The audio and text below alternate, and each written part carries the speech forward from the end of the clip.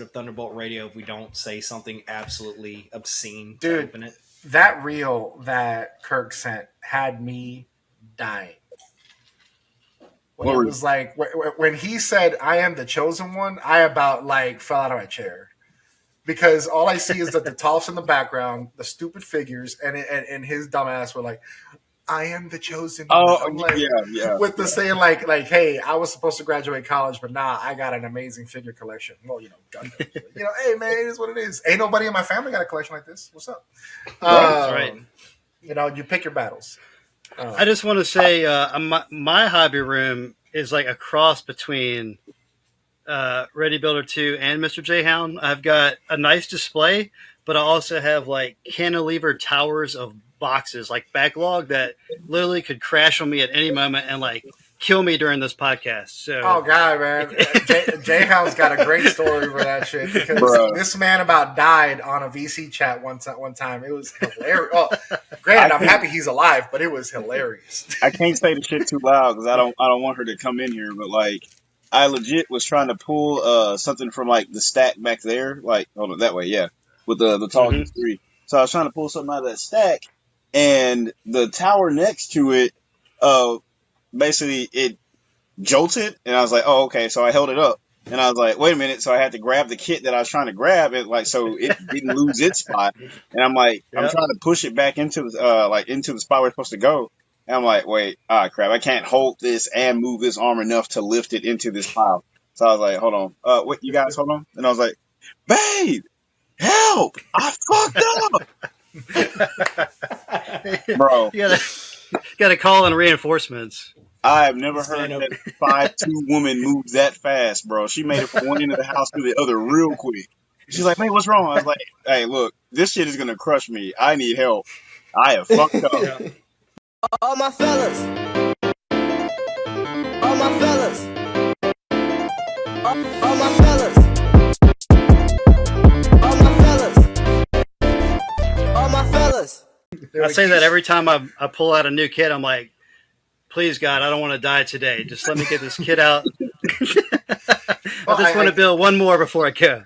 We joke around saying that J-Hound has load-bearing pillars of Gunpla. Like, like you see that there's no gap on a few of those pillars right there. I don't know if you know that. No gaps. So I'm just saying the roof is up. You can't even fit an action base in there, like in the package. Like that's all the way to the seal. No, that's less load-bearing right there.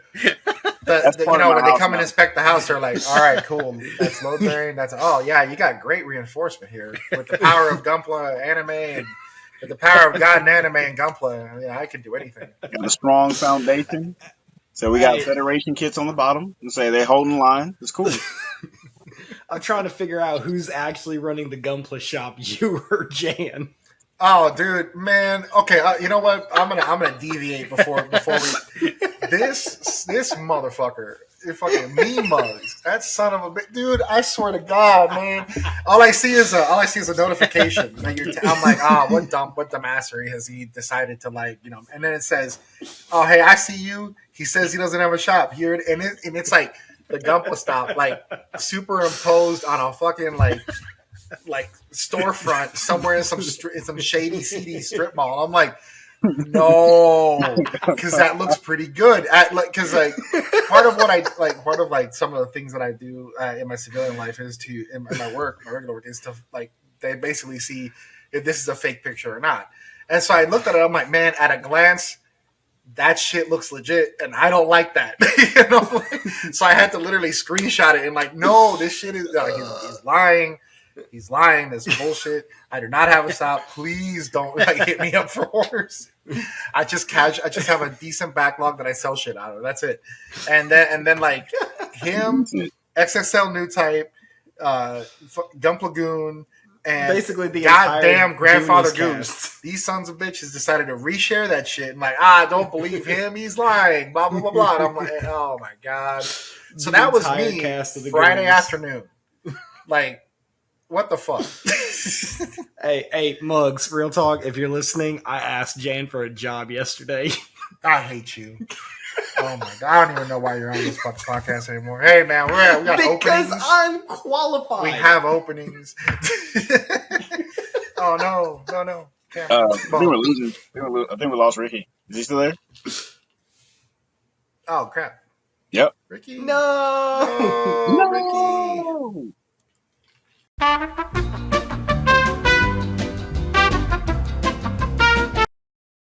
Sweet. Cool. All right, we are back. All right, so really quick, as if you guys don't already know, welcome back to Thunderbolt Radio to our bi-weekly ramblings of your Nuevo type, Latino type boy here, Gunpla Stop, aka Jan, whatever. We got Mr. J Hound, Seth, Ready Builder 2, and our guest today, Mr. Hoskins House. Welcome, What's up? Ricky. Man, it's great to actually have a new guest, because sometimes we'll have Luke, we'll have Justin, Magnus Builds every once in a while, but it's really a pleasure to have you on, man. I really appreciate you making the time. I know we all have busy schedules. Honored to be here. It's exciting. Hell Looking yeah. forward to it all week. Yeah, I'm happy, man. We ramble and we talk a lot of nonsense. Just a bunch of dudes that like classic, man. That's right. And also the anime. We're cool with that too. Yeah, the over $3,000 that I've spent to have an entire Blu-ray collection of every single Gundam series. That's worth it. I've made poor financial decisions. God, man, you validated him. That's ridiculous. Dude, no, look, I've spent so much money. Like, I have to bring it up. Like, it has to be said. Well, you can't buy Blu-ray, third party. You gotta get it from the source. Nah, it's funny you say that because when I was deployed, when I was in Afghanistan, we would or Iraq actually, we would have what they would call affectionately the Haji shops. That's literally the term that they would use when we were deployed, and folks would buy. Hey, look, The Dark Knight came out, and it would be like in a little plastic slip, a burned DVD of some asshole with a camera inside the theater. But that's how we got new movies when we were deployed. Yeah. And matter of fact, that's how I watched Superbad. And I remember when I was in Iraq, because we were like, man, we got to watch the movie. This movie looks hilarious. And we finally got to see it. And we're like, dude, this movie's so stupid, but we love it. Great one-liners. But yeah, so to kind of reel us in, I'm gonna condense. Come on, man. There we go. I'm gonna condense today's instead of like hauls or like what, just like any projects, any acquisitions that you're kind of happy with, or anything that you're working on for the future. Whoever wants to go first. It's usually Seth. Okay. I'll take it. Really quick rundown. While we're recording, I am going to be working on the Wing Zero Sky for Wingo Bingo, a collaboration with Grandfather Goose. Man, fuck that guy. And something I'm really excited to be trying out here very soon. I picked up a couple bottles of splash paint, and I'm finally going lacquer. I'm finally doing it. I'm switching from acrylic going lacquer. There we go. Yeah. I got welcome to Lacquer Gang, baby. Gang. Just go ahead and throw the rest of your paint away. Just throw the rest of your paint away because you're never going back. So I was actually going to throw some paint the other night, and I realized I didn't have anything to clean the airbrush with afterwards. So I also stepped out yesterday and got a big ass thing of paint thinner. So I'm good. Anyways, moving on. This guy. Beautiful. It's like watching a child grow, because similar with one of our friends, Never Waffle, watching him grow from like just building to customizing. You do pre-shading, resin stuff.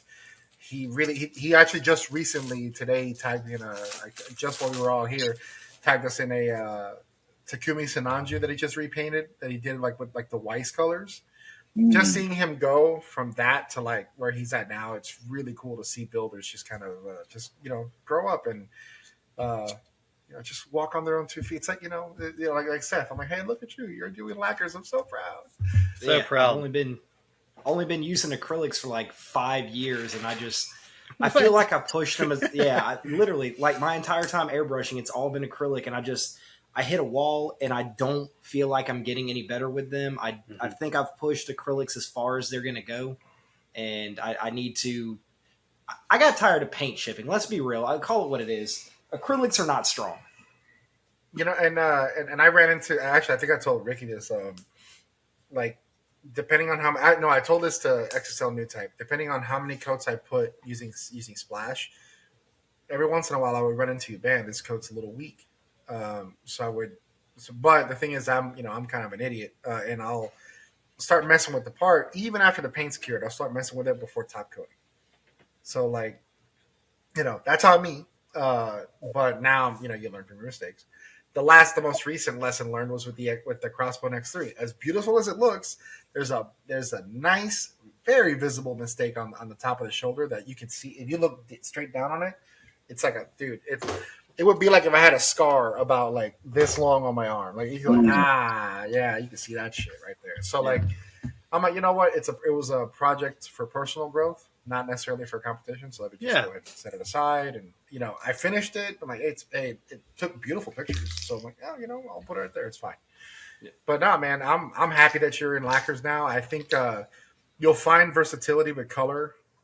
You'll find that you're able to really kind of flex more with the color wheel. Like a good example, like, dude, I want to say this was like when I was messing with some spoons, trying to understand how to make candy. I made this beautiful teal out of gold and blue and clear blue, dude. God damn. I like how you said flex the color wheel to the only colorblind person in this chat. Thank you. Bro, why'd you gotta bring that shit up, man? I felt terrible. Damn. Now I'm the asshole. All right, cancel me. I'm done. Oh, I think we lost Ricky again. No, Ricky, no!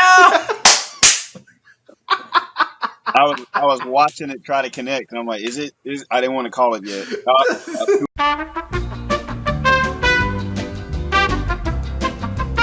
I don't know what I said. No, man, it's honestly fine. I mean, obviously, as long as you're not in how do they say it in Brooklyn Nine-Nine? Crushing debt. Like yeah. As long as you're not in crushing debt, you're fine. Right. I think because and I've said this all along. Like I remember I've had people like kind of give the whole like judgmental tone about like, really, you build models, and I'm like, hey man, I see this as an investment into my mental health, like a decent little investment, but like it's a lot of fun. I actually literally did walk down the line the other night, and I'm like, there is a lot here. Maybe I need to like figure something out eventually, but not today. That's a future me problem, not a current me problem. My backlog was perfectly manageable until I discovered third party, and now I'm screwed. Hey man, that's a you problem. That's what you get for being broke and buying third party, as the internet say. Right. More kids for the poor. Know your place, trash. I just consider it an investment to protect my future mental health. I know that I'm good for years to come. Yeah. Like, Jayhan, I was gonna tell you this shit, but on Thursday I took the nail clipper nippers that my local gifted me just to try out. Yeah. So I went to work with them, and I brought two an Epion and a Wing Zero Gachapon that you have to put together. Mm-hmm. And I'm like literally at my desk reading some reports I'm reading, and I'm just like click, click, and I'm like, man, this is really nice, man. I can like, fuck, dude, I can work smoothly like this. Like, this is great. And I'm like go to work with a high grade. Man, like moving and grooving. It's like, man, no, I totally agree, because like Jayhound, like you said before, that you plan on doing this hobby for years and years to come.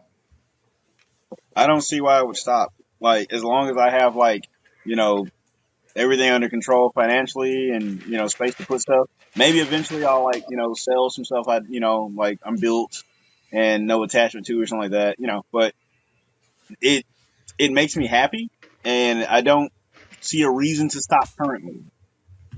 I am actually going to get an outside storage shed and put all my shit in there, so I don't take up space in the house. Like from then on, it should be no issue. So that's where you have those Jagans that you won't sell to me. All right, good.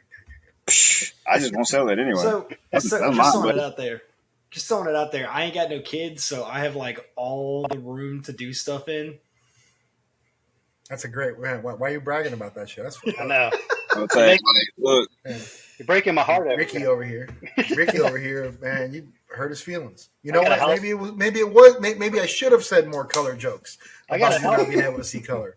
I got a house full of kids, man. They're probably bust up man. on the podcast. Nah, like real talk. I literally work with 3 people that all have 6 to 7 kids each. Okay, I'm That's too many. Negative. I ain't trying to have a baseball team, dude. I have one. It was a package deal for mine, you know, like, so I got Tori, started dating her. She already had a kid. She was like 5. So, like, I'm a dad now. So, you know, like, I know you've seen those ads, like, you know, hot single moms in your area. It was true. You say, like, so there we go.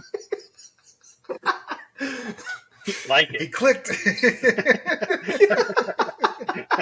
he was like, why not click? Yeah, why not? So, but yeah, no, go ahead, Ricky. Oh no, so you can just check 2 life goals right off your list right there. You like Right. being in a long-term relationship and being a father. Boom, taken care of. All in one go. Man, He side like quest real quick. achievement. Man is efficient. Efficiency. He said yes, 2 for 1. Got it. The PlayStation trophy sound right there, like with that little pop up. What's the Zelda sound? Ba-da-da-da. But so where we left off before, we had some technical issues. I don't know if y'all know, but yeah, we had some, but no biggie. We were rocking and rolling now. Seth was doing his Wingo Bingo. You got anything, Jayhound, that you acquired or? Me? Oh, bro, I had to make a list. I picked up like 9 kits recently, but let me just fly through the list. I got the figurized Ultraman Suit A or Ultraman Ace. I got the 160 scale full armor Gundam, the green one. No grade full armor Double Zeta Gundam from Gundam Sentinel. I have the Varunvi from Dunbine, the high grade Tri-Age Gundam, high grade G-Line Standard from P Bandai. That thing looks cool. No grade 1 in 144 scale Perfect Gundam, the no grade Gazone from Double Zeta Gundam, and finally the high grade Super Gundam Expo G3 Gundam version G30th. Say this guy. So I'm excited to build this because G3 Gundam is like one of my like sleeper favorites. Yeah. I had like a G3 Gundam action figure when I was a kid. My mom bought it for me, and it had like a gun parry like for a playset type deal. So like you open the ship and you put the G3 Gundam inside, or like have it popping out, you know, blasting or whatever. So like I have fond memories from childhood of G3 Gundam, and I didn't realize what it was until I became an adult and realized what the heck she bought me. So now I'm just like, hey, I like this guy from the childhood. But other than that, I've been working on the real grade 1.0 of the G3. I got like this much built. I'm almost done. And Hey, I just bought a real grade 1.0. Yeah, boy. Like, you know, Yeah. simpler times there were. We didn't have real grade 1.0s when I was a child. You know, like, I didn't see a 2.0 until I was already a man. But weirdly enough, like, the day I started building this, the day after they announced the 2.0, and I felt stupid. But I'm going to build it anyway, and I'm going to compare it. And No. It's good that you are, because you need to appreciate why that 2.0 exists.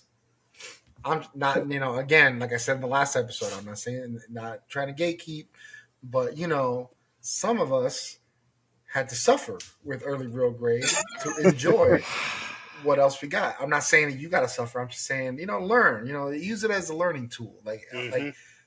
Because some things are something, I don't care. Not that I don't care, but I'm just going to say that sometimes it is a skill issue. Sometimes it's not just that the kid sucks. It may be a skill issue. Like maybe the reason I had a hard time with it was because I didn't have the skill yet. Now I feel that I have a much better grasp on model building that I can be like, that now I can be like, hey man, I'm going to go build that real grade Zeta because I'm insane. Look. Zaku Aurelius confirmed early real grade syndrome is a thing. No. I agree. Not to disparage, but I mean, I didn't need anybody else to confirm that. I learned it. I Yep. experienced it. But it's like, Yeah. my thing, it's like, I think it is good, but there's people that are like, why did they announce our 2.0 Gramps and other things don't have a real grade yet? I'm like, hey, for everybody who doesn't understand like the proportion change and the way the build is going to be different from the original 1.0, build this and then buy the new one, or go look at a picture that they have and then tell me that, hey, it didn't need his leg fell off and it didn't need a 2.0. Proven on air right there. You see, I rest my case.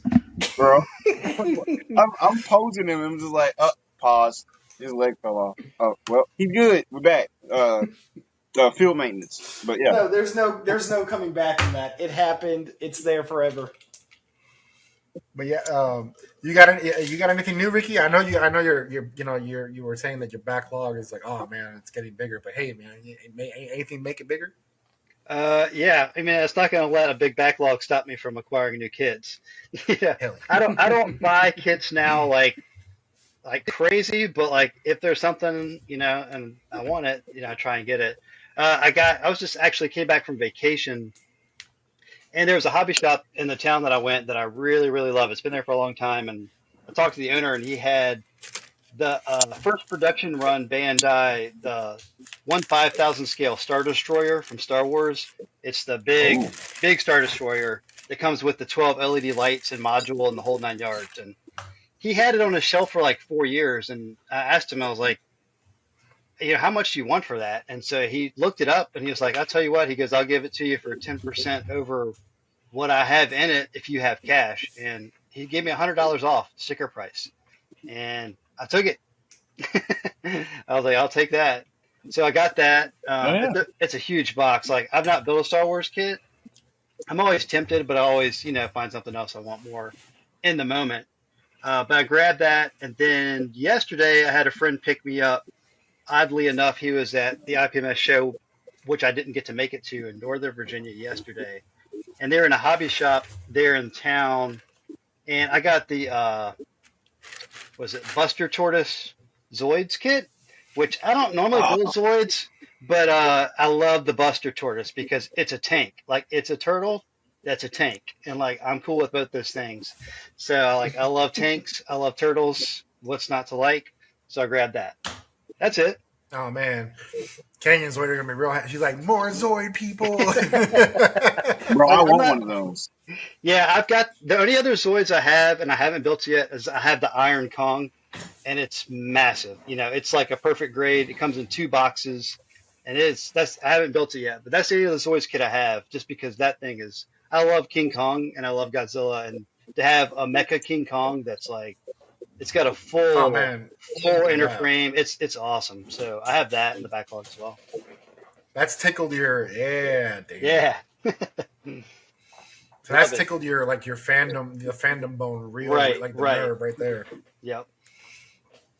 So that's the only 2 kits I've gotten recently. Awesome. That's cool. And it's nice to hearing something different, because when it for the 3 of us, it's typically either mainline Gunpla, third party, the occasional figurize. J-Hound usually gets some like I don't want to say weirder stuff, but like some stuff that you usually don't hear. I think because and obviously him and Ready to Build a 2 and my buddy Justin have been a huge influence in getting me out of the box a little bit. Mm-hmm. And then now Canyon Zoider and Gunpla doing also, because I bought a few figures lately, and just to kind of branch out. Yeah. Which, when he said G3, the Gundam Universe, the Target exclusive Gundam Universe G3 Gramps, it is a must buy. If you like Gramps and you just want something for your desk, or just something that you don't have to, it's just something to have. That figure is a 10 out of 10. It poses amazing. It looks beautiful. The lines on it are beautiful. I mean, it is an amazing figure. And it's a great price too, like $25. Oh, awesome. Yeah. Also get the Gundam Universe line, the Leo and the Tallgeese and the Tallgeese, great. But here recently, because of that, I bought the we in the U.S. call it, we refer to it as Big Bad Beetle boards. I forget. I think it's Juco in Japan. JUCO B Fighter Yeah, and Juco B Fighter. Japan. And I bought the blue, the blue B Fighter, which is the blue Beetle board for us. Yep. I got my second to last Ultraman because I'm holding out for the finale version of Ultraman for the Figurize. And in a trade yesterday, I was able to snag a high grade Zaku 2 with a big gun for Thunderbolt. Oh yeah, And oh dude, I'm that's I'm a like killer sweet. one. I have that one. I have the Psycho Zaku, the high grade Psycho Zaku, and I bought 2 full armor Gundams because I'm gonna make a gym out of one of them. Ooh, Um, and then I also snagged from one of our mutual friends, Kirk. He was able to get me a high grade Build Fighters crossbone, full cloth. And I know I never said I know I always said that I would never buy a high grade scale crossbone because of the size, but mm-hmm. it's a Build Fighters one, so that, I kind of escaped the rules there a little bit. But hey, it is what it is. But that's kind of mainly what I got. I did get my stuff for my GBWC project for this year. Because of the Year of the Dragon, I kind of figured you know what, I like Wing. I'm gonna grab the Shenlong EW. I bought 2 of them to do both Dragon arms, and I'm still trying to figure out what to do with the shield, but excuse me. But I'm gonna basically make the mid-season upgrade version with the teal and the red and the gold, using the 2 Shenlongs and trying to make the mid-season upgrade with it. I bought the expansion pack from for the wing master grades that has like the wings and the Oh yeah, and the dragon cannon. So that's kind of my project for GBWC. I don't know if I'm gonna pose it or if I'm gonna like just put them like standing there, or I don't know what I'm gonna do yet. But I have the colors figured out. I have the spoons like literally laying over there. So after I do Wingo Bingo, actually after I do the wings, my Wing Zero, my Proto Zero, and then Wingo Bingo, then I'm jumping on that. And that'll be the GBWC for this year. And then I already have GBWC for next year planned out. It's going to be a high grade, but I talked to Luke about it, and he's like, "Oh man, Jan's stepping out of his comfort zone, doing some other." It's going to be a not clean build, which is rare for me because I don't do any battle damage. So, but yeah, that's all I got on that end. Let's see. Yeah. So we're gonna switch over to the main topic that we came here for.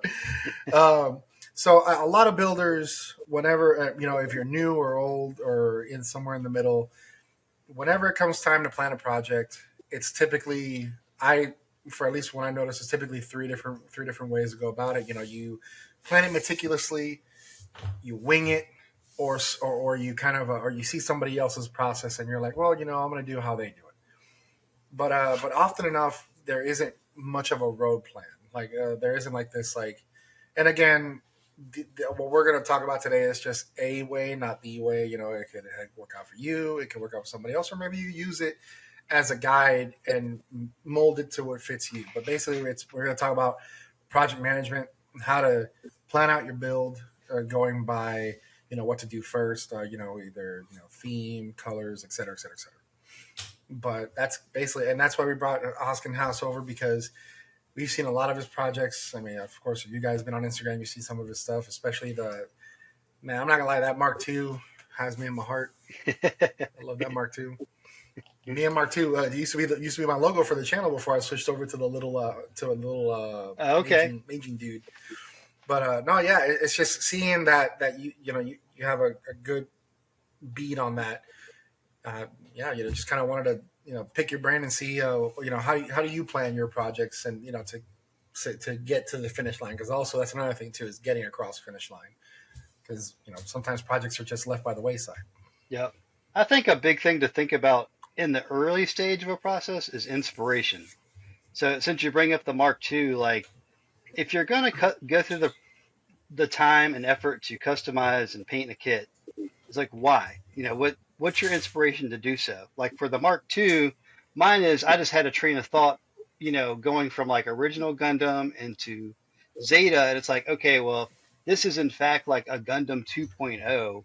you know, it should almost have the same color scheme as the original. So it's like, what if that had happened? So that in my brain, it started turning the wheels like, so it's not just like, I know a lot of people will pick off the granddaddy colors and just paint whatever in the granddaddy colors, which is cool. But like I had a train of thought, like why to do that in this project. So that was the starting point. It's like, what's your inspiration? Why are you going to paint something? You know, is it because you just like you want to see, you know, you want to have a vision to come to life, and so how do you execute that? I know, 100%. What do you think, Jay? For me, when I first start something, it's kind of like, all right, so like you said, you gotta determine why, what's your inspiration. But I haven't done that much, so it's usually just like a labor of love, really. Because I mean, like, and I reach over across for this guy, but like, so this dude, like, there's no kit of the Gald Kurei's high mobility Gogu. So like, I'm trying to make one myself. I'm almost done. I just got to like order some paint, and I think modify his shoulders and the resin, well, not the resin, the putty up here. So it's like, hey, I like this design. And, what if there was a way to make that real and show it to people? And like, and when I first started painting, there was the Votoms kit, the standing tortoise, it's called, and that was me getting started. Just kind of like, hey, I actually don't really like this kit or the design of this Votoms mech. So what if I put it in colors that I did like? And so, we always talk about like there's not a bad desert like tan color scheme out there for me. So I put it in those colors. I'm like, oh man, this was good. And so like I just started to get into the process, like build and then choose paint, choose the color scheme, actually learn how to paint, and that's how I got into using rattle cans and stuff like that. And then you plan out what to do from there. So it's like that was a wing it process because I was just getting started. Yep. But for other projects, it's just kind of like after you build a foundation of skill, you kind of I think then you can start planning. But I think for some people, the planning stage lasts too long, and then they don't actually do the plan. Mm, yeah. So it's kind of a thing to talk about too. It's like, hey, which one of these processes works best? It's like, should you wing it or should you plan? Like for people who can actually act on a plan it. If you can't do that, wing it just to make yourself do it. Because I think some people have a fear of failure or whatever, or they procrastinate. Just you should do it then. But to like bring it back in, I plan now. I winged it once. Now I know I can do it. So now I can make plans to do more. And I think that may be the best way for some people. It's the best way for me. But then it's like, hey, I have too many plans I'm thinking of at once. So we have to like pick and choose, and maybe don't get too ambitious for your skill level. But so, what Yep. about you, So, Seth? Like when you plan something out? I'm gonna put a pin on that. But yes, Go yeah, ahead. go ahead, Seth. So the fact that any of my work comes out as good as it does is surprising. um, so Humble. used to I would build a kit, and as weird as this sounds, I would kind of let it tell me like what colors it wanted to be in. I know that sounds really weird, and then as I've developed and I've started kit bashing and kind of scratch building a little bit, I go into builds with a very vague idea of what I want, and I try not to get hung up on the details. The best example of that is probably like my Gem Sniper Executioner. I went in with a completely different idea, so I was actually going to do a high grade Phillips Hue Gem Sniper with the two big Gatling guns. And around that time, I was getting into resin parts, and I had this resin backpack from Heavy Weapon System. So I ended up throwing that on there, and I liked the way it looked. And that the way the backpack was sitting, I had to move the beam sabers. So I put the beam sabers on the hip, and one thing led to another, led to another. I'm building a Gatling shield for it. And the idea of doing a Phillips Hughes completely ran off the rail, and it was completely out of my head by the end of it. But when I looked at it, I was just so happy with the finished result. So I'm very much a kind of wing it type of person. Like even this Wingo Bingo kit that I'm working on right now. The only thing I know right now is that it needs to be in Dead Scythe colors when I finish. So how I get there, I'm not sure yet. So like, like for example, like I mean, same as we've all said. Like, some folks plan a little too meticulously. Some folks, just like, hey, let's take like, what is it? Jesus take the wheel. But again, I don't sing, so whatever, man. I ain't Carrie Underwood, but the idea of like, okay, we know you kind of have a vague idea of what the finish line's going to be like. So okay, at first I'm like, all right, I just need a few colors and that's it. Like right now, I find myself that I am over planning the Proto Zero because I feel that the Crossbone X3 kind of set the bar pretty high for Snap Build Plus, and I'm like, shit. It turned out to me, I'm like, damn, those colors turned out way too good. Damn, what am I gonna do? And the thing is that the Wing Zero has a similar color palette, so I'm like, oh great, it's gonna look at repeat. But it's like just do the thing and just chuck it out, right? Because right now I am in that circle of like over planning, overthinking. Because I don't overthink at all. No, of course not. But to go back to what you said earlier about man, I just literally lost it. Holy shit, what was it? You had said shit, dude. It was right there, and it was like, wee. Quick, think about it. If it doesn't exist, make it. No, you had said something like, Jesus, this is so bad. I should have written it down. You literally told him to pin it. Did you not pin it? I know, man. It happens, Oh, you talking to me? Oh, okay. So hold on. Let me go over the things I said. I thought you were thinking like something that Ricky said. No, you said now don't it's like, plan I beyond your got it. skill set. Don't plan beyond. Yes. Your Okay. So yes. There we go. All right. So that I had that conversation with Luke and two local builders yesterday about your skill, how good you think you are up here versus how good you are. I don't want to say on paper, but what you can make happen. Basically, your capacity versus capability. So, can you make what you envision actually happen? Is there a gap in that skill set that you need to identify, and then what skill do I need to learn to then go forward? And I'm going to hand that over to Ricky because there's a few things there that we talked about this before, but I wanted him to really elaborate on that. So as far as that skills gap scenario, yeah. So yeah, it's kind of like something I always tell people when they're getting started, and there's so much out there that you can do to customize a kit, right?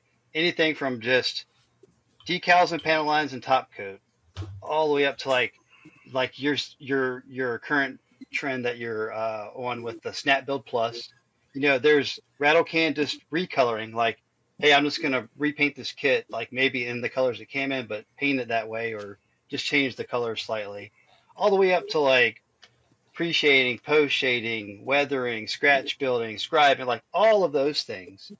It's if you're just starting out, that's an overwhelming amount of things to try and to learn. And it's very discouraging to pick up a kit, be inspired by stuff you see online or in, the local store or whatever, and then you try and do something and it looks like trash and you're just like, you know what? This is not for me. But it's like you forget that when you see stuff, it takes people a long time to develop certain skills. And certain people are just really good at certain things too. Like Luke is very good. Like if you think that you're going to just sit there and spend a couple weeks scribing and put out some work like Luke, who's put years of effort and like countless hours into honing that skill, you're not. Like it takes time. I always suggest to people to start small. Start small and add a skill. Like when you do a build, when you get a skill down, whether it's painting, whether it's just prepping parts, priming and painting, or whether it's scribing a little bit of this, adding a little plot plate, get it to where you're pretty good with it. You're happy with it. People are like, oh, that looks really good. Then add something else. Like kind of just as you're going along, add something else to it. Because if you just try and take that whole like 4-course meal and prep it out of the gate with no experience, it's not going to taste very good. You've got to figure out like, how do I make a broth? How do I cook rice? All those different components they don't come easily. You have to master each one of those individual things before they can come together and make the whole thing. If that makes sense. Makes perfect sense. Yeah, 100%. And you've echoed this before because I kind of whenever Seth and I were talking about whenever he moved over from acrylics to lacquers, I echoed one of the things that you said. You're like, and I think he watched that same Goonies episode where it was like, I did. pick a product that you're gonna stick that you want to use and stick with it until you get very proficient with it. Hmm. And because you're gonna end up going from one to the other, thinking that it's the product and not you. And that's a lot. That's another thing that I think a lot of folks tend to ignore. It's the the reason why something may not be working out is because maybe you don't have, you're not there yet, and it's fine. That's totally fine. This is an art. It's not a this isn't something that you can, what's it called? It's not like when you pick up a game where you can like pay for progress or pay to, like pay to There's win. no shortcuts. There's no shortcuts. exactly. Like I'm not gonna buy.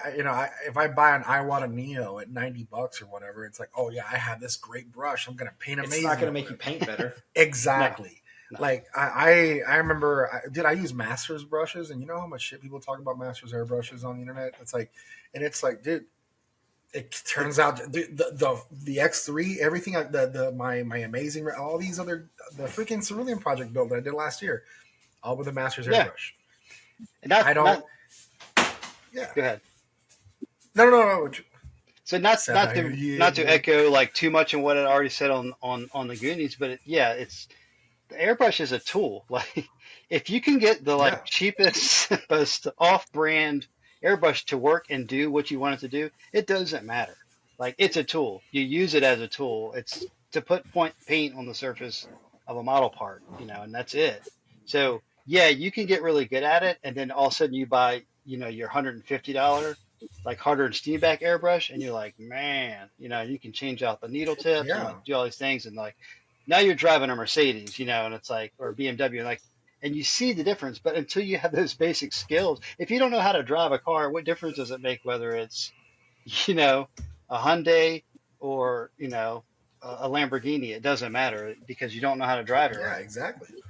exactly. And like that's where, like, I was talking to One Punch Sam the other day because we were talking about different trigger style airbrushes, and it's like, hey, I use this. I'd like to try that one, but I'm just kind of at the point where maybe I'm chasing. Maybe I'm kind of chasing the white rabbit for no reason, because it's like there's a part of the hobby also where it's like, ooh, shiny object. Ooh, like there is a lot of this like retail, like almost like you get I don't even want to call it FOMO, but you kind of get this like, oh yeah, I've acquired something new, or like, ooh, it's like we side quest a lot. We don't main quest too much, and so, but yeah, and to that end, like being able to identify that, like that's where the gap is. Like, okay, if I'm splashing my paint too much, or I'm just not really laying down a good layer. Maybe I just need to learn how to, actually go through it, smoothly, or maybe my PSI is wrong. Because that was the PSI was a big thing. Because I remember contacting Iowa Nuta about this. Because hey, say what you want about the guy, the dude knows color. His airbrush PSI settings. Every time he gave me the advice, it was solid.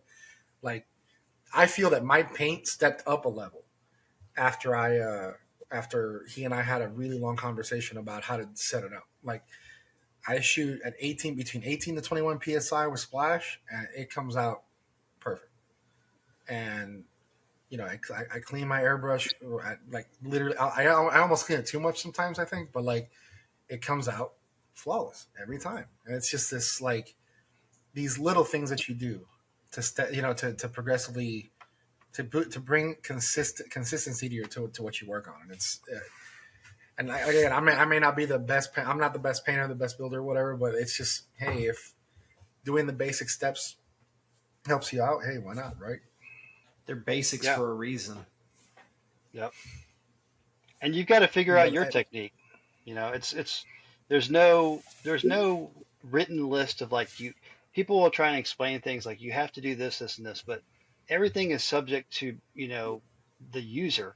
So how you spray something is always different than how somebody else sprays something because it is. There's PSI. How thin is the paint? How hard are you pulling the trigger? Like, do you have that trigger stop set at a certain position? Where's your fan width at? How far or how close are you to the part? How fast are you moving across the part? Like, all of those things change the results. So that's why I said, in the beginning, stick with one paint because once you play around with one paint and you see what moving up farther away or getting closer in or going, a little faster or like changing this setting on the airbrush or thinning your paint differently, like you see what all those little subtle changes do. And then like these are the parameters of what I can do with this paint. And it takes a while to develop like all of those things as you're spraying. You're like, oh, like Seth said he spent 5 years. Was it 5 years on acrylics? Like that's a long Yeah. time, and I'm sure you figured out like every in and out of what you can do with those acrylic paints. Like you said, you just get to the point where like you've not learned, you don't think you can learn anything else with them. It's time to try something else, and that's what it Hmm. is. It's like you take a long time to like develop and know exactly what you're doing with a tool or product, and then you can kind of move to something else and say, okay, well, what does this offer me that the other one didn't?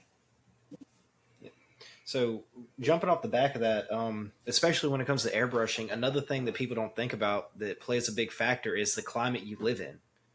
Like Mm. that makes a massive difference on the way the paint performs. But uh, our buddy Neverwaffle, he started with the same acrylic paints, which is a Vallejo Mecha color that we've been using, and he could not, for the life of him, get them to spray the way he wanted them to. And he was over there thinning them and doing everything under the sun. And I'm literally pouring them directly out of the bottle, set to, I want to say, right at 20 psi on my airbrush. And I'm getting, fantastic coverage. It's spraying really well. I'm not having any issues. Every once in a while, I get like some dry tip, and I have to like clean the tip of my airbrush off, which is another reason I'm really excited to go to lacquer. I'm tired of dealing with that.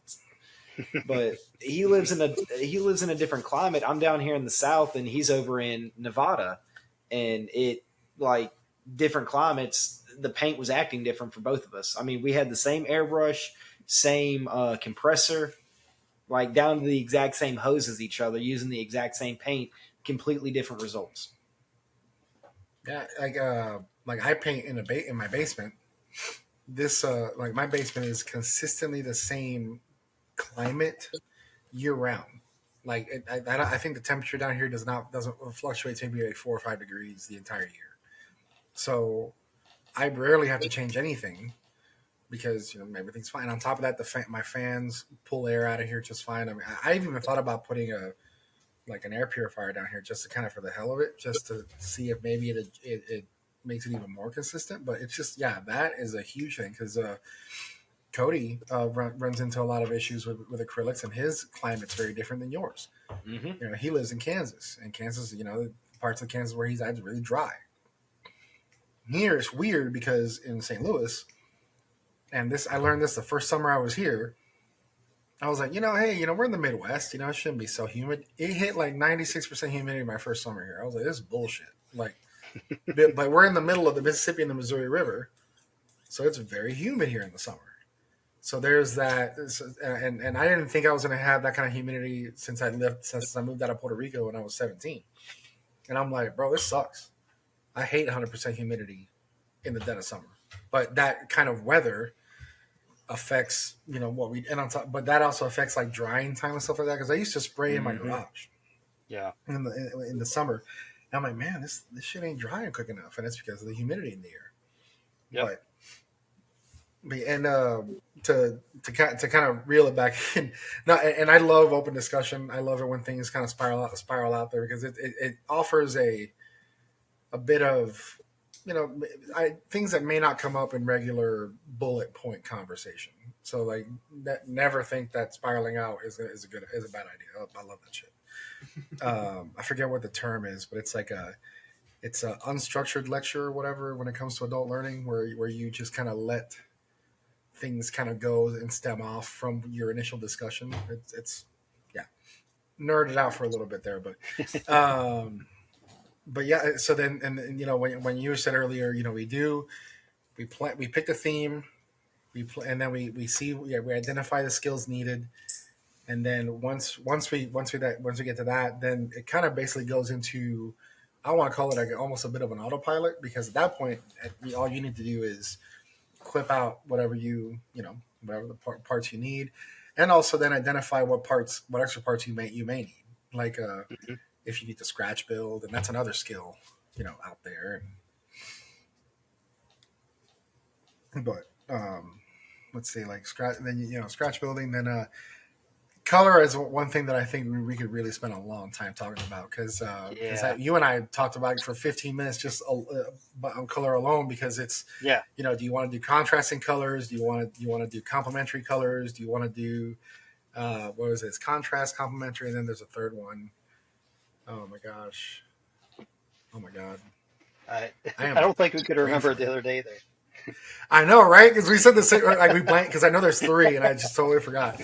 Uh, but uh, but yeah, like using the use of the color wheel, and then Hmm. on top of that, so and this actually stems off to an interesting point, is that the fact that because Seth is colorblind, how we plan colors is different than the way he would plan colors.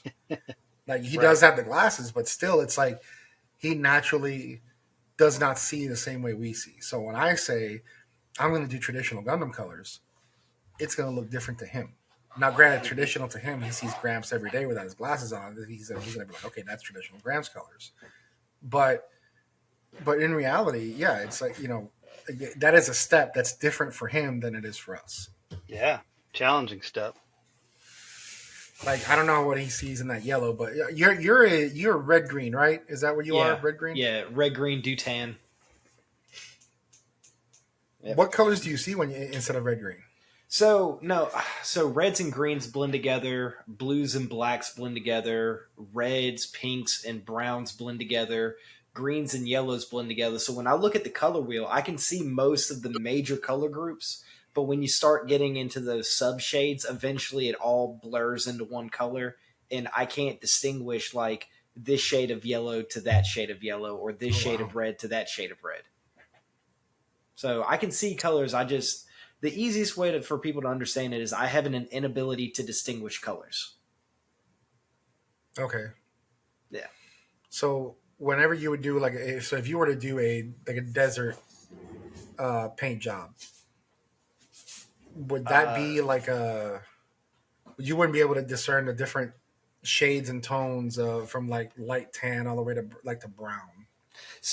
at some point, I would start to see some colors getting darker, but towards like the middle end of the spectrum, it kind of blends, and I have a hard time seeing it. Oh, okay. Damn. Yeah. So You know what though?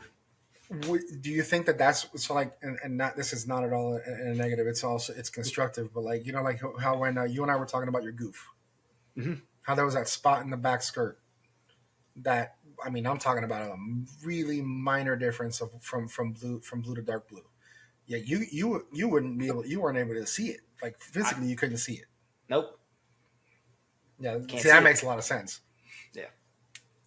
And by the way, for those on Spotify that can't, well, I won't be able to show it, but basically there was a spot in the back skirt that had a very minor, just like when he sprayed it, you could see that that he didn't, that there was that he could have gone with another coat, but he didn't.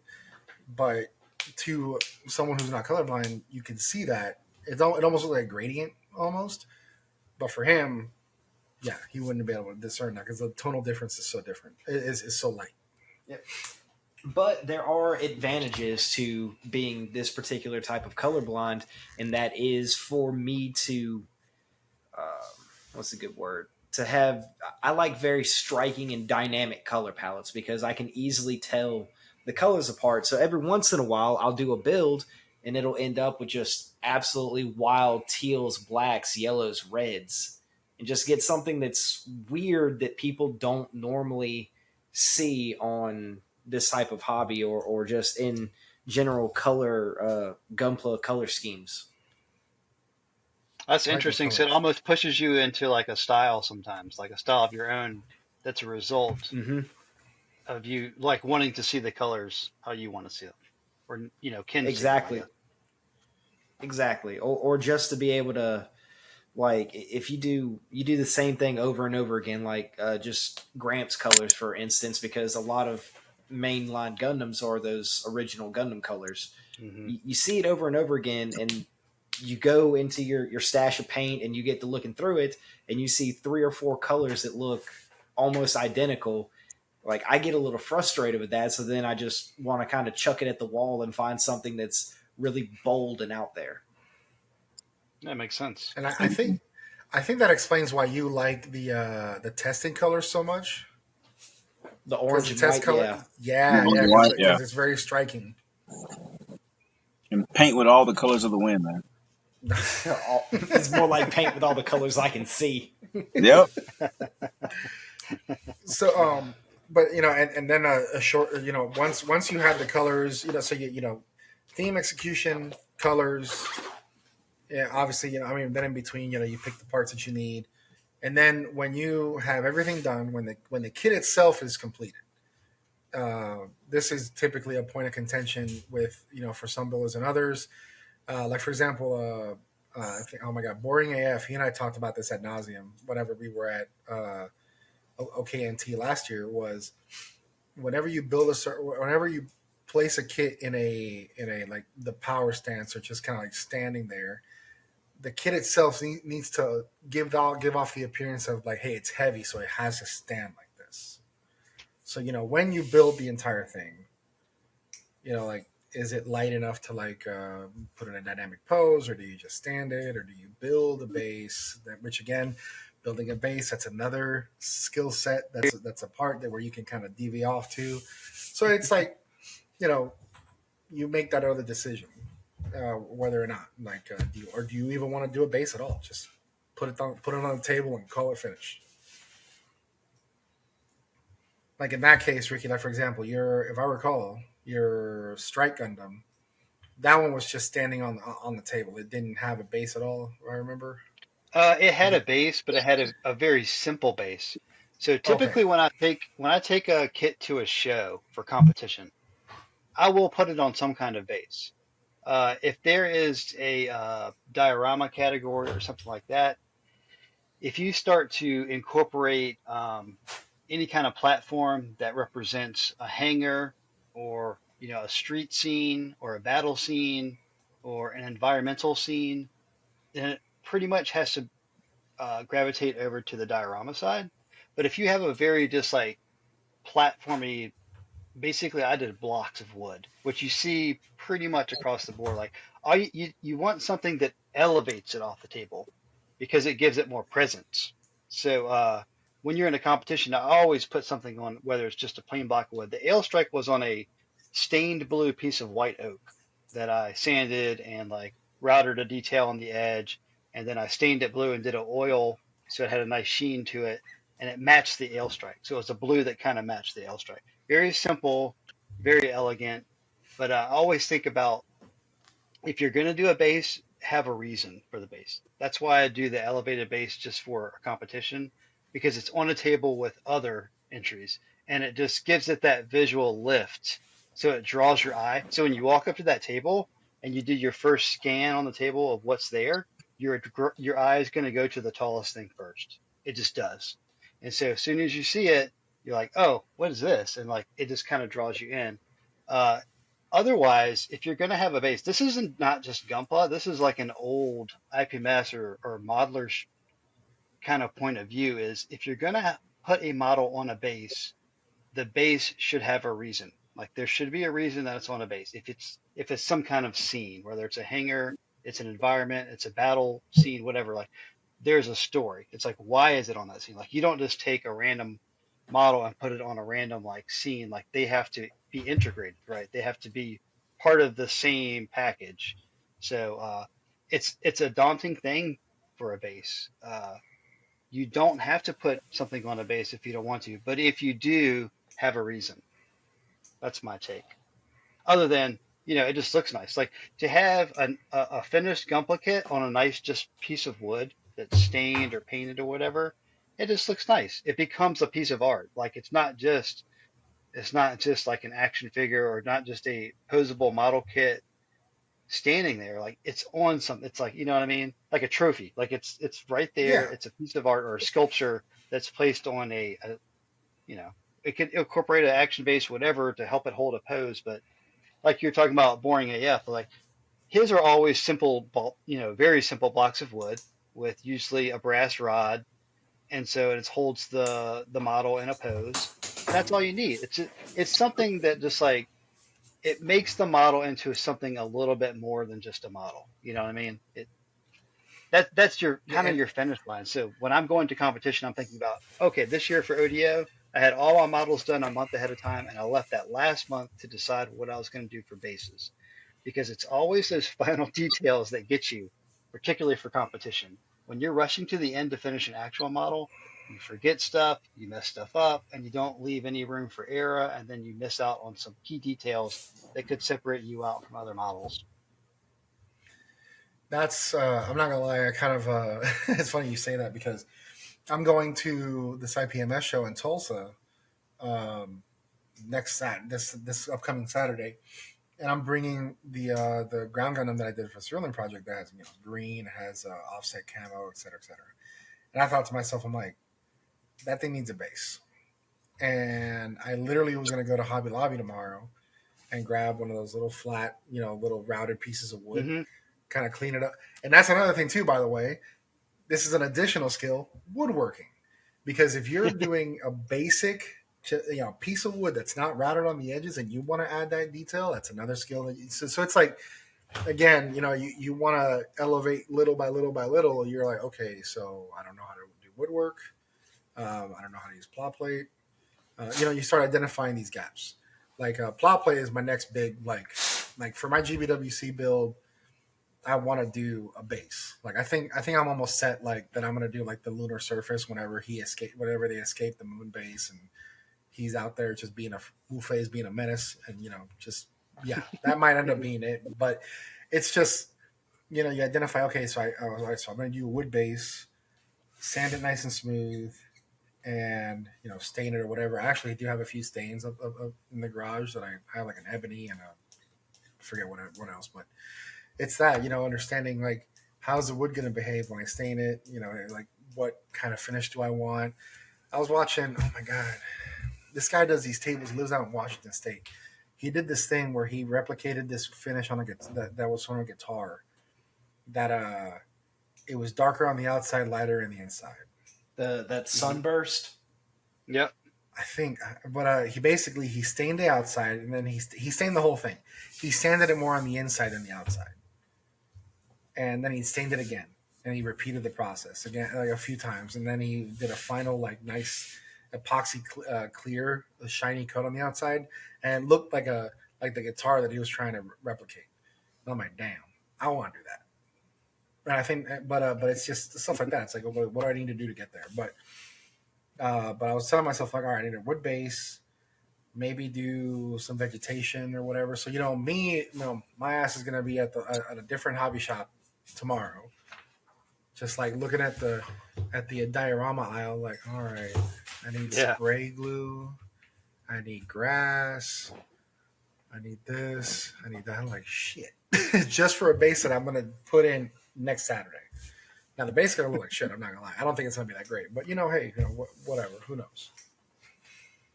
Well, But putting something under it, like it's enough to separate yours from another one. Like you could have another build on the table that's equally as good. It doesn't have a base, and if your base is decent, the judges might say these are both pretty even, but this one has a base. So you know what? It edges up over the other one. That's just kind of how it goes. yeah, and yeah, I definitely agree with that because it's like, because I was literally mulling this over. The best thing you can do is when you're on the toilet. So I was thinking like, all right, how am I going to grade? How am I going to for like the competition? I'm like, how am I going to judge um, not panel lining, scribing or additional stuff versus others that don't do it. But if they do it badly, then I still got to take points away. So it's one of those like instead of doing a 0 to 5, it's like a -5 to +5. That way, I don't punish someone who didn't do it because they were there. You know, you can't get they never Right. don't have it, so you can't grade it. Right. But so they lose out on the ability to make extra points. But the person that puts out there can get extra points, but also runs the risk of losing points if it sucks. Mm-hmm. Like that's a terrible way of putting it, but you know what I mean. If it's not executed properly. But I always tell people to simplify your process. Like you're there, especially if you think you're gonna be something at like GBWC, or you're gonna go to an IPMS contest or some kind of event at your local hobby shop. First of all, if it's a model competition, make sure your model is the best that you can make it. You know, whatever the best you can bring as a builder, make that your first priority.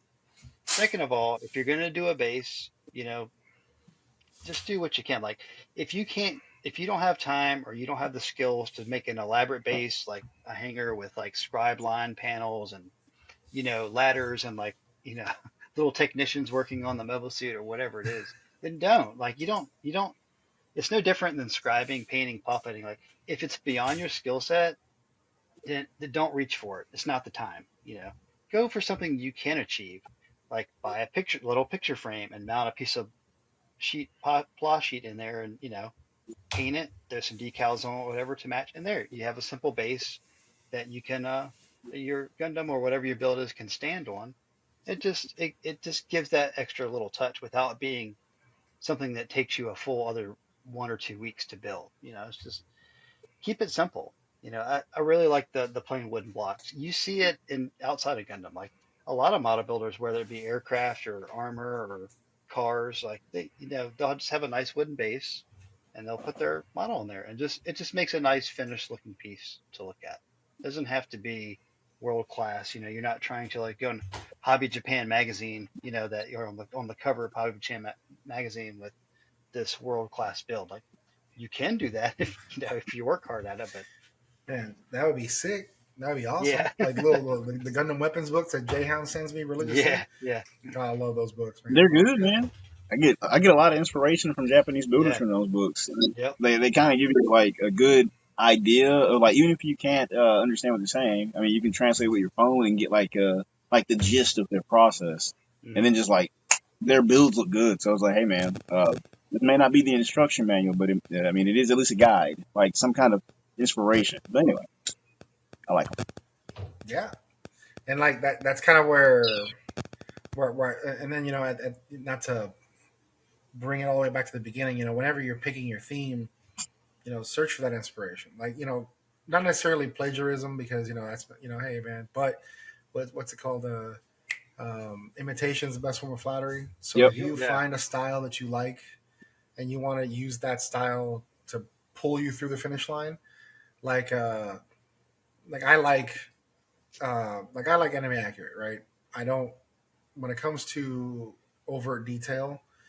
Like sometimes I'm like, man, that's a lot of detail. That's like to me, like for example, like at the end of the day, like I would love to add, like what's it called, Aztecing, like when they show the little panels, like what they do on like Star Trek ships, where you see like different. Is it called Oh, Aztecing or something like that? But basically like that kind of style. It's like this large. They do like masking, but over and over and over again. But you can see that a ship is made of different panels, not like overall just one color.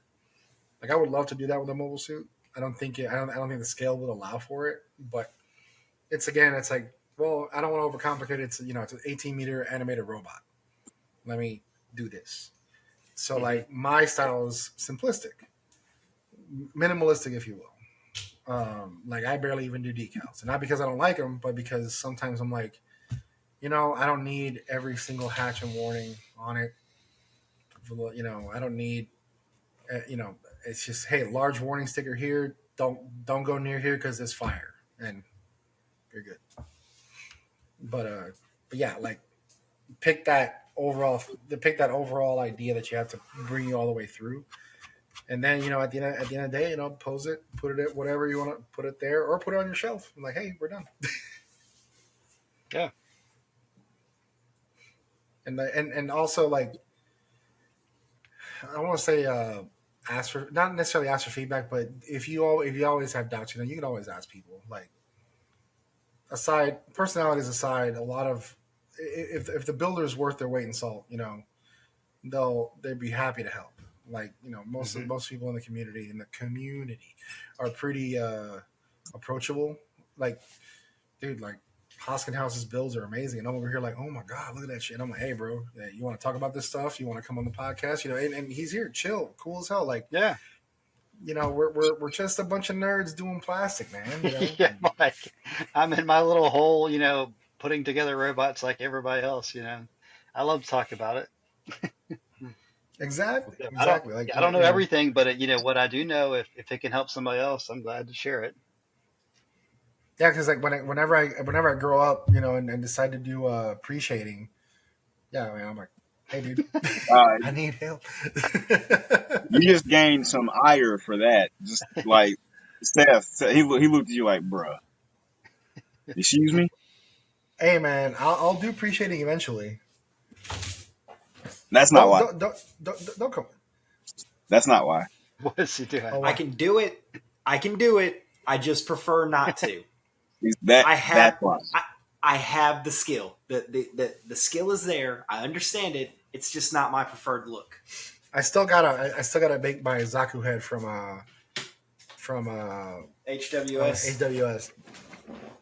Build it. I need to buy one. Man, if only it was a goof head. Which, speaking of goofs, we're gonna talk about that in a few episodes. So Hey, Hey, Seth, you're about to open a whole new world with those lacquers, though. You don't know. Like the shading world is it really opens up with lacquers. I tell you, most of my stuff is post shading. So I do a little pre shading, but I do a lot of post shading because okay. it's when you really start like becoming one with your airbrush. You know what I mean? You're just like, It's like, you're talking to it. You're oh man. Well, It's great. I made this joke because I made this joke with Seth. I think I tagged him and I posted. I actually hard posted it in the Instagram. I didn't put it in a story where I put like the airbrush right here, and I'm like, hey man, first company to make an airbrush with a red dot would be great because sometimes I have no fucking clue where I'm spraying. I'm like, am I going that way? Am I going this way? But just put a red dot right there, man. I just need. Yeah. All right, cool. I've almost got that prototype built. The Take worst that is when you're motherfucker spraying online. like you have like white or gray primer and you're spraying white or gray over that primer and like I sympathize with you, Seth, when I try and do that because I cannot see where that paint is going. I'm literally trying to spray it wet at that point just so I can see what's dry and what's wet on the Yeah. surface. And that's the Right. only way I know what. And that's So- sometimes that's a good trick.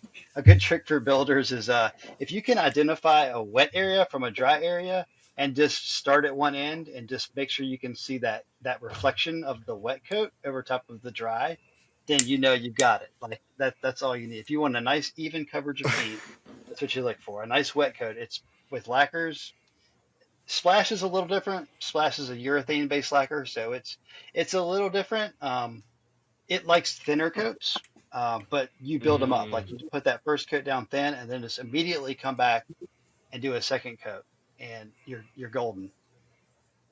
Is that what you just got, Seth? Did you just get some splash? Yes, sir. Yeah. So with that, you don't want to do heavy wet coats. It's so user friendly. You'll get the hang of it real fast. But start light. Start light with the splash, and don't be afraid to do two coats. It loves it because that urethane. What it does, it allows it to stretch. That urethane solvent that's inside of it allows it to stretch. So if you oversaturate the surface with that paint to begin with, sometimes it'll break. Once it dries, that bond in the paint, you'll see people that complain about their paint's chipped or whatever with splash. It's because they put it on a little too heavy and it doesn't like that. It's got a nice sweet spot at a light to medium coat. And if you don't like the color coverage, just hit it a second time. Like literally just count to 1 minute with the part in your hand and then spray it again. Like you don't have to set it aside. Just it loves that first light layer because it's. I was talking to Jan about this in our warm up last weekend. Was Splash is a little different from the rest that it's a urethane based paint because it started as an automotive model paint, and it's very much based on paints that are automotive paints, but performs particularly well for that style because it looks like real automotive paint. But man, it's a perfect paint for Gundam because they have a very similar aesthetic to a car. Or in my case, I like airplanes, like to mimic kind of airplane colors, but Hmm. in a similar way. But the splash is, man, it's user friendly. You're gonna love it. Just if you get frustrated, just again keep working with it. Start light and then go medium to heavy afterwards. Yeah, and that's actually why I only bought 3 paints. So anybody that's actually watching us on the video side, you can see that these are test flight colors. The game plan is I'm going to use these to paint my Zeta Hummingbird. But the reason I only got 3 is because one, I was scared of paint ratios. I'm gonna get back to that in a second. Two, these are pre-thinned. So I thought they'd be really good for me to transition from acrylic because I'm not thinning right now. But I got some Mr. Finisher 1500 primer that I would have to thin myself, which I have already done, and I am no longer afraid of ratios. So if I'm not super loving these, my next bet I'm thinking about going with Hobby Mio. Or So no, not Hobby Mio, Gaia. okay, so before and we you and I actually talked about this the other night was so I jumped in the Gaia for only 2 lines of paint. It's their primer, but specifically their metal primer, because it cuts a step out of the process when it comes to making candies. Because for some reason I'm really liking the candies because it looks really cool. Because it looks good. Yeah, man, right? Holy shit! And because I was trying to figure out, okay, do I can cut I don't have to do primer black, then silver. I don't have that's literally one of those out of the process, out of the steps or whatever. Damn, my English is hard. So I got the Gaia Notes, Nazca, silver, gunmetal, uh, pink because I've never done the whole like pink with red. I've always just done gray, so I kind of want to see how it changes reds, and then gold as well. And I'm not gonna lie, the gold's kind of nice. It's kind of reminds me of champagne gold a little bit because it's like lighter. But when you do it, but if you kind of give it a black base to like get a little darker, it tends to get a little closer to almost like a mid dark. I mean, a mid champagne gold. But it's nice. It's like this like soft gold. But Sorry. but then when it comes to Hobby Mio, I'm not gonna lie, dude. I love Hobby Mio's metals. Their metals and their clear colors, works of art. So I use them a lot for like the metals, and then the other one that I use for metals is like AK Interactive. That's just like here and there. Like their duraluminum, dude. I will simp for their duraluminum. I love that color. I don't know why. This weird silver with a tinge of gold in there, like it just gives me this. I posted this picture in our private Discord about the inside of a rocket bell at the Saturn V when I went to the Saturn V Center last fall, and it has that like metal with a tinge of gold in it, and it's like this inside of a rocket bell, and I love that bare metal look, and I'm like, that man, if there's a metal piece that's not like if it's meant to go through stress, like thrust, that's the color I always pick. Just because That's interesting. That duraluminum color is actually what they use. Most airplane modelers use for their bare metal finish. So for your No aircraft that kidding. doesn't have a paint scheme, it's just a bare metal finish. That's what that is. That's primarily what it's made for. And, Ah. yeah, I and love it. it's I it's love a the color. weird like it's got an anti-glare effect to it. I think this is the reason, and plus is aerodynamic, so it just has that very unique look to it. And it's to pull it off well. It's actually a really cool finish to do well. I love it. Like I put it on my mixer. Like I make sure that it's like properly mixed every time because I'm like I want it to look the same every time I use it. Like Hmm. I don't want to be one of those times where I phoned it in and just like, oh man, I didn't get the desired effect because I've used my titanium. So AK Interactive, I have a shit ton of their metals. Like I just like I love them. I don't know why, but if you look at my actually the Cerulean project build, damn, I'm really going back to that one a lot. I tried Interesting. doing oh my god, thermal thermal wear on a thruster bell, and I did blue with their metal with the AK Interactive metal blue, and then I did AK Interactive purple to do that thermal wear on the bell, Yeah. and then I hit it with No. gloss. But the Are you base color using was the duraluminum, gotcha? Are you using the real colors or are you using the extreme metal? extreme metal, Yep. Good products, and man. I I'm love not, AK Interactive. dude. Seth, I'm gonna tell you right now, when you discover those and when you start using those and all clad, I Mhm. don't think you're gonna turn back. When it comes Yeah. to metals, at least. So my biggest problem, like I don't, y'all can see it behind me. Like my paint setup is literally right in, like the exhaust fan is going straight out of a window.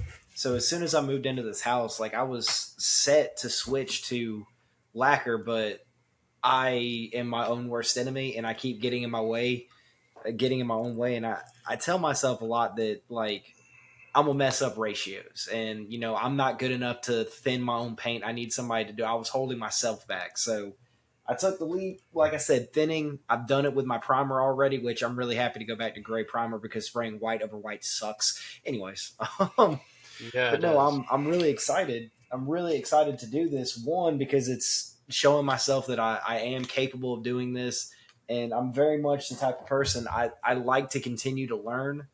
And like I said, I feel like I hit my limit with acrylics. I wasn't really learning anything new, and I really want to step out and broaden my horizons, so to speak.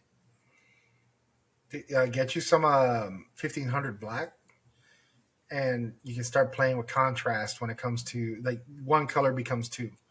That if you remember my Daraball, Yes, the so that was literally one red, one gray, over a different primer. two over two different primers.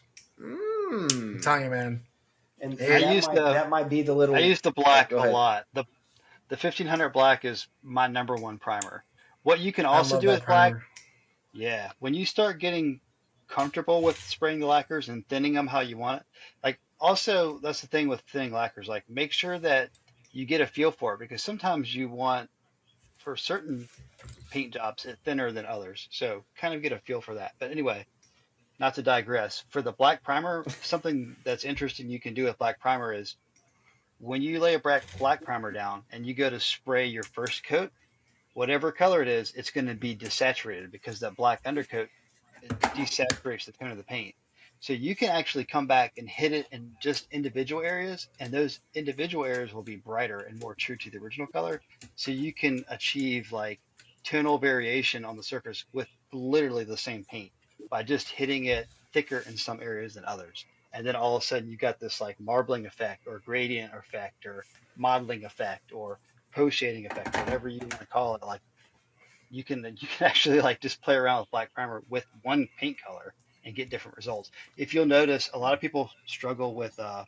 They've sent me questions in my messages about, hey, you use black primer? Like yes, and they spraying yellow over top of black primer is really hard. So when you spray a yellow over black primer, your first coat it's green because the black primer desaturates that yellow into a green. But if you slowly build it up, it'll start changing to yellow.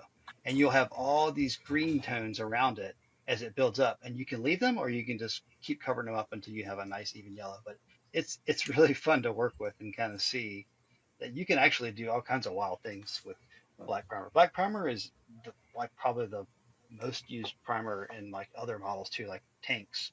Like those guys pretty much just use black because their models are always desaturated, Black. which I love. Like it just takes that like brightness out of the paint and it makes it look realistic. Yeah, Nah, and and man, I've told that to say like not to say specific, but I've said this a lot, like a lot to these folks. Like, man, I I have white primer. I don't know why, because I rarely ever use it, but it's there.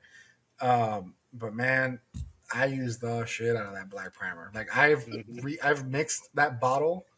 I've remixed my black primer about twice as much as I mixed my gray one.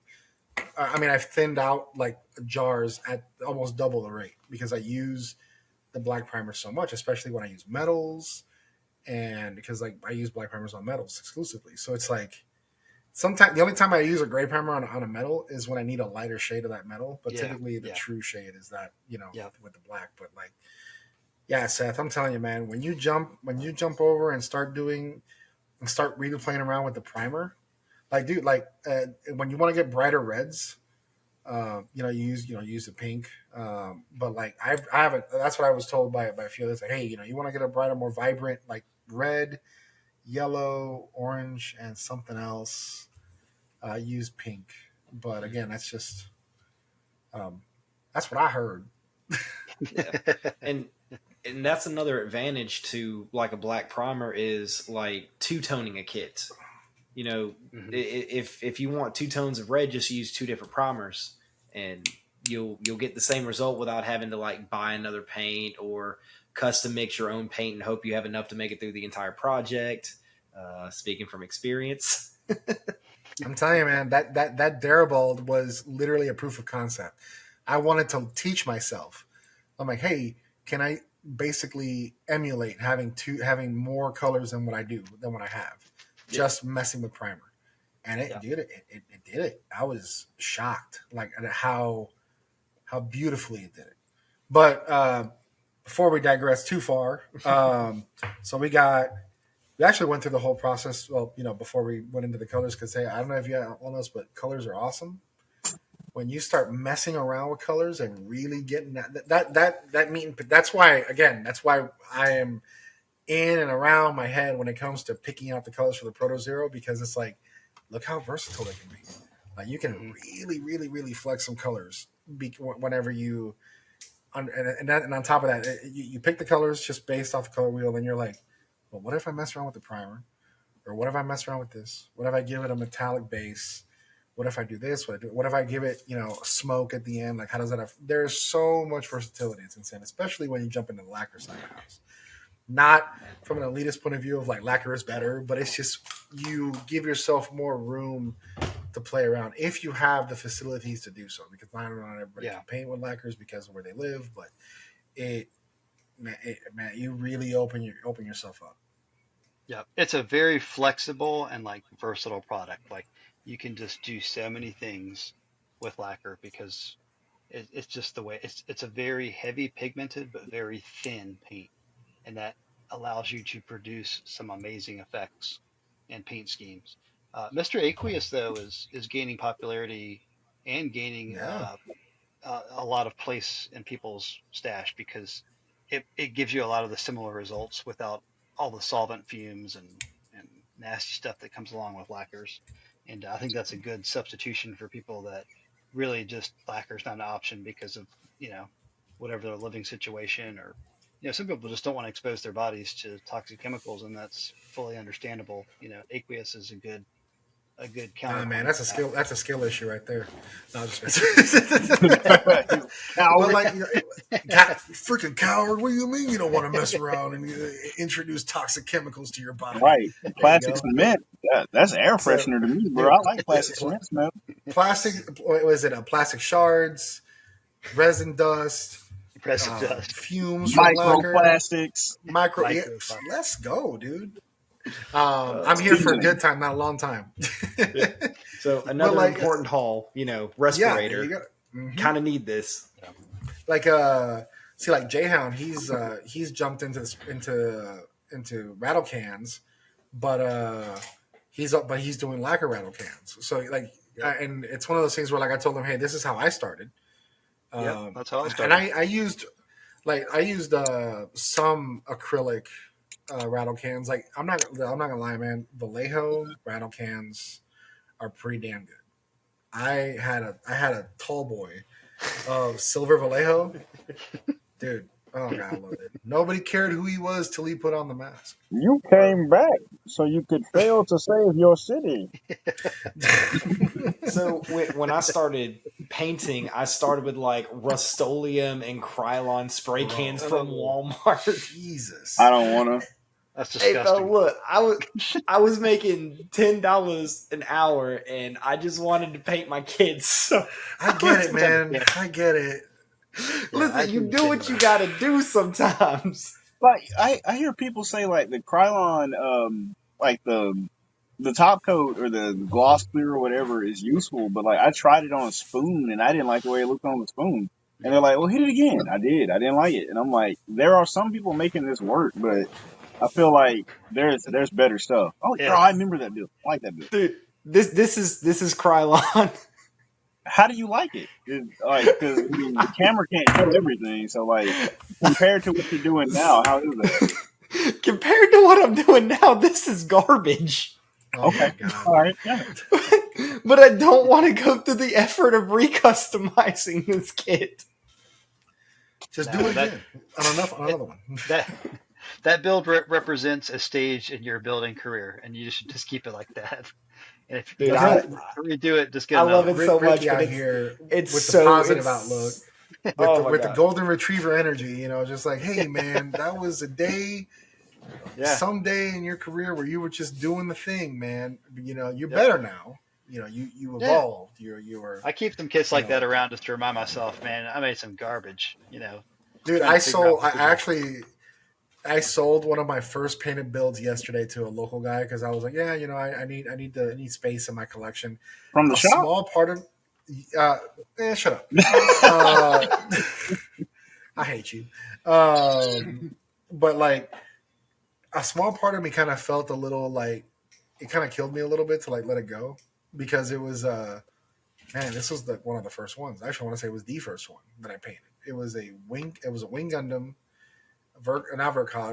It was the regular release version, the EW one, not the TV version, but because the Verkala had a counterpart, but I painted it with enamel, and it turned out all right, and I painted it Wing Gundam colors, and I was like, wow, you know, it turns out pretty good, and the guy that bought it off me, like, look, he's like, man, this looks a lot better in person than it did in the pictures, and I'm like. Like I know that I promised that I agreed to sell to him, but a small part of me kind of died a little bit because I was like, oh man, that was like my first painted kit. Yeah. Shit. Yeah. Like I still have one of them. I have two left, and it's like this guy, Sandrock, and I have Heavy Arms somewhere over here. But now I'm doing the Side Build Plus with the same Gundam kit, the same Gundam wing line to kind of like, dude, this is my progression. So, but man, it hurt a little bit.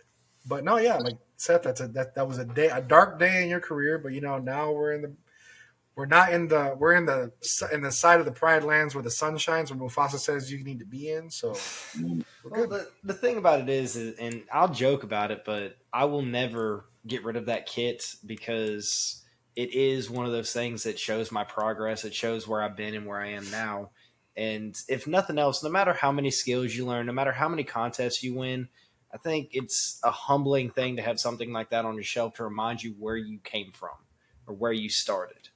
Because a lot of people, and it's part of the toxicity that's out there in the community. A lot of people, I shouldn't say a lot of people. Some people think that their crap don't stink and they're all high and mighty, but at some point you were just starting out. At some point you were not winning contests. And when you lose sight of that, it's not a good look. No. Wait, so trophies aren't everything? Trophies aren't everything. That's ridiculous. And sometimes those people also make mistakes, but they're not putting them out on Instagram or. Yep. Hey, and dude, and that was one of the things that I really wanted to make transparent whenever I dropped the crossbow. And I'm like, guys, this thing has an error. I know it's there. It's pretty blatant. I didn't take a picture of it because it really it humbled the shit out of me because I'm like, man, I don't want to show it off because it's bad. Like I'm telling you, I was like a slice on the top shoulder. I'm like, oh. But I showed its best angles. I'm not gonna lie, but I put it in the caption. I'm like, hey guys, there is an error on this, and there's a scratch and whatever. But it's you in can closing, I can, but I'm really lazy. But at least from my point of view, in closing, if you have a project, you have a desire, this is what I want to do. Just go through the motions. Shit, write it down. Get a stupid little dollar notebook and just write things down, document it. When you peruse Instagram, when you're doom scrolling because you ain't got shit to do or whatever, and you see projects you like, and you're regardless of how wild and crazy they are, save it. Save it to a little collection. Hey, things to remember or things to refer to. Things to if you, inspire me. yeah, exactly, for inspiration. If you find builders that you enjoy their style consistently, follow them. Check them out. I remember to this day, one of the most humbling experiences that I had was when I built the unicorn that I did for my first GBWC, and I shared it and I tagged Otaku Builder because his paint job on his PG unicorn is what inspired the way that I did mine. And this man messaged me and complimented my kid, liked the picture, commented, and I was like starstruck. But it's the fact that, again, we're all a bunch of nerds, man. And it's Yeah. just that kind of interaction. So yeah, if you see that kind of inspiration out there that you want to contact, you want to reach out, folks, do it. Fuck it. And if they don't react in a positive way, then what is that one clip from Keanu Reeves? It's like there's 7 billion people on the planet. They did you a favor by showing you that you don't have to spend more time with them, so you can move on to the other 600,999,000 whatever other potentially decent human beings. Yeah. So That's just, it. but in closing, you want to say anything, Ricky? I'm sorry that I just kind of went on a tangent. Oh, no, no, no. I think this subject, as far as a theme for an episode, it's a pretty like a large subject. So I think it may warrant like in the future breaking down. Like maybe you guys want to break down individual elements. I know you'd given me a little scoop that you had some ideas for the future, but things that Yes. I would like to discuss in the future is obviously more detail about color, but something that we you know kind of rush through that because there's not enough time is like how do you divide parts up for color? A big part of people I think they want to know like, well, how do you decide what colors to paint what parts? It's not only just choosing colors, it's like what what parts am I painting what colors? And that's kind of part of the process of picking colors. Anyway, I just want to say like there's so much information to unpack that Oh it's yeah. it's daunting, and you can see why new builders are overwhelmed with the process. But don't like in closing, I would say there is a will, there's a way. That's the old saying. Like, figure out what you want to do and find ways to make it happen. Whether reach out, like we were talking, reach out to people on Instagram or on Discord or wherever you are, and ask questions. Like, just ask questions. Like, people are more than happy to steer you in a direction that will get you results. But don't be afraid to try. Don't be afraid to try. That's my biggest mantra. If you want to do something, nobody's gonna make it happen but you. Like, just go for it. Hell yeah. What you got, Jay?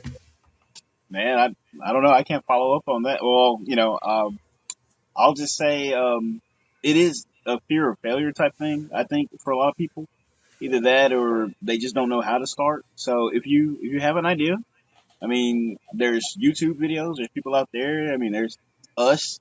Wink, wink, nudge, nudge.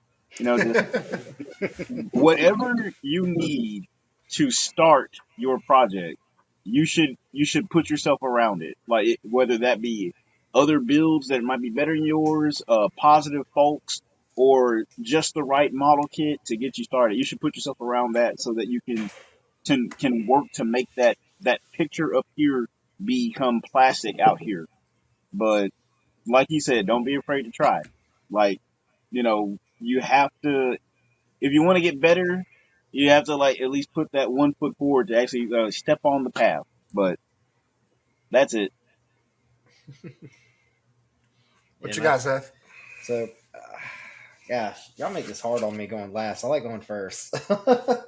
I'm gonna loop around to kind of touch base with what Ricky alluded to earlier with future installments of this. But now, go ahead, man. No, like when it comes to a hobby like this, you have to build it up in stages. And a good example would be kind of like scribing. Like, don't go grab your perfect grade Gramps original and start like cutting it up with plastic, man. Buy like an entry grade kit, or even just grab a plastic spoon and start carving it. Like, you have to start somewhere, and you telling yourself that you can't do it isn't the right way. Right. That was my biggest holdup with finally switching over to lacquer, is telling myself I can't do it. So just grab a spoon, grab a cheap high grade kit, grab an entry grade, do whatever you got to do. But whatever skill you're wanting to learn, you have to start by at least start it. That's the hardest part. And dude, like there was like I don't know if it was Bukhara or if it was Glitch Studios. Man, I really got to figure out who the heck it was. But there was someone that made their spoons in the theme of the build, like one spoon. He scribed like divisions on the spoon, Oh, I put remember that. decals, Yeah. and put the decals on the areas that would have markings. And basically, the one spoon, this is what the entire kit's gonna look like. And I'm like, God damn! Like this is, I'm over here like, I'm just trying to focus on making sure that the spoon has the color and everything that it's supposed to have just on the one spoon. You're over here doing extra shit. Like that's insane. But the fact is that it's like, again, this is an artistic medium. So it's so you know, man, I really gotta figure that out who it is. I'll put it in the description below, whenever you guys look at it. But yeah, it's that idea that you have this full picture of what you're doing. And like Ricky said earlier, this is actually kind of, we're cracking the safe open. This is opening that treasure chest, and there's much more because we're when the next few that we're gonna bring over. So if you haven't caught on, we alternate the episodes. We do one for Plamo or Gunpla. The next one is like franchise, like the anime or whatnot. So we try to keep things revolving, right? That way things don't get stale. But the next one, when it comes to Plamo, I think the next few ones when Luke comes on board, we're gonna talk about detail. Like in his case, when he does scribing, like where does his head go to say this part merits this kind of detail versus this one does not. Ricky, whenever you come back, hopefully, if you will have us, Absolutely. we're going to talk about colors to an extent, to a kind of crazy extent. We'll even touch base on how the chemistry of that paint affects how that lays out, which is an insane part that you threw out there during our mic check. That I was just like, shit, I didn't even think of that. But it's things to take into consideration when picking colors. And then later on, and then within that same episode, we'll talk about how you divide colors into a kit. Because I actually, if you guys have seen my Instagram before, there have been some posts that I do that I color the line drawing of the mobile suit. This is kind of how it's going to turn out, and a lot of builders do this. It's a great guide. Smart. Yeah, exactly. If you're able, and I know not everybody has Photoshop or the means to do that, but if you know someone that has a black and white or just a regular all white line diagram, print that shit. Color pencils, crayons, whatever. Put it to paper, and that way you're like, okay, this is kind of how I want it to do, because that at least gets your vision from here to a physical, tangible medium. But yeah, we're gonna touch base on that. After that, we might actually bring in Luke and Ricky both in one to talk about bases, to talk about the like at the end, like this is the end piece, how you present, because Luke's philosophy, he likes putting things in the power stance. That's he loves doing that, and I know that he has a few that are dynamically posed, but Luke really loves the power stance, right?